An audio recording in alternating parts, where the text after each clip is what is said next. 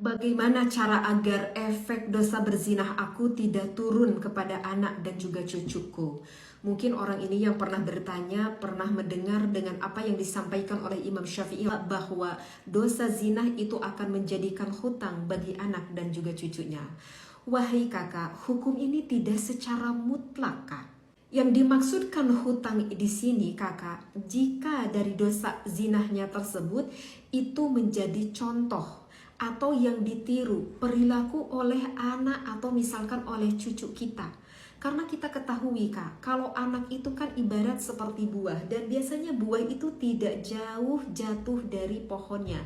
Nah, yang dikhawatirkan oleh Imam Asy-Syafi'i ini, Kak, ya, takutnya anak kita meniru perilaku buruk orang tuanya. Karena orang tuanya pernah berzina, maka si anaknya mengikuti perilaku buruk orang tuanya. Nah, yang dimaksudkan adalah ini, yang dimaksudkan oleh Imam Asy-Syafi'i. Tetapi kakak, kita sudah tahu bahwa berzina itu adalah dosa yang begitu besar. Tetapi bukan berarti Allah tidak akan mengampuni dosa kita. Allah akan mengampuni dosa kita selama kita bertaubatan nasuha. Makanya kakak Caca melanjutkan kembali, teteh bagaimana caranya bertaubatan nasuha tersebut.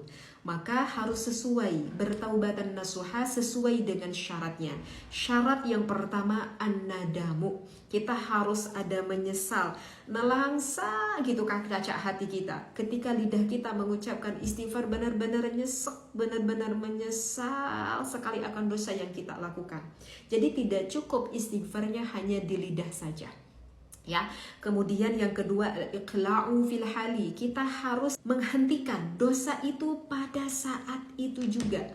Dan hati kita harus penuh rasa takut dikarenakan azab Allah yang begitu pedih. Jadi ingat, tidak dengan alasan yang lain. Maksudnya bagaimana teteh tidak alasan yang lain? Ya kenapa kamu berhenti berzinah? Ya karena pada saat ini aku udah lemah, nggak bisa lagi, misalkan milik aku bangun misalkan. Berarti itu menyesalnya bukan karena Allah, berhentinya bukan karena Allah. Itu dikarenakan kita udah nggak bisa bangun lagi. Nah itu bukan bertaubat karena Allah. Dan syarat yang ketiga, wal azmu alla ya'uda, berjanji, beriktikad, aku tidak akan kembali lagi terhadap dosa ini. Adapun apakah tobatnya ini harus meminta istihlal atau tidak? Istihlal itu artinya jadi meminta halal. Misalkan kita seorang laki-laki menzinahi istri orang, apakah aku harus meminta maaf terhadap suami dari istri dari perempuan tersebut yang kita zinahi misalkan gitu ya. Nah, apakah kita harus istihlal, meminta halal atau tidak? Maka itu bisa dilihat dari segi kemaslahatannya.